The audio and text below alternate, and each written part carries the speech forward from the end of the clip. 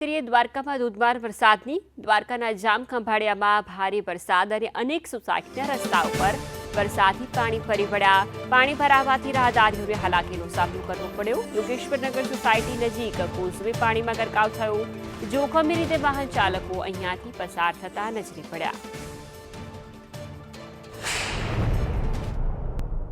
દેવભૂમિ દ્વારકા જિલ્લામાં છેલ્લા 3 દિવસથી સતત વરસાદ વરસી રહ્યો છે, ત્યારે જામ ખંભાળિયા પંથકમાં પણ મુસળધાર વરસાદ વરસી રહ્યો છે। છેલ્લા 36 કલાકથી વરસાદ 22 ઇંચ જેટલો વરસાદ વરસી રહ્યો છે, ત્યારે ખંભાળિયાથી યોગેશ્વરનગર સોસાયટીથી તિરુપતિ સોસાયટી તરફ જતા માર્ગ પર બોગીઓ ઉપર 10 બસના પાણીના પૂર આવી જતા લોકો પણ હાલ અત્યારે ભારે હાલાકીનો સામનો કરી રહ્યા છે। ત્યારે લોકો પણ જે જીવના જોખમે હાલ અત્યારે પસાર થઈ રહ્યા છે।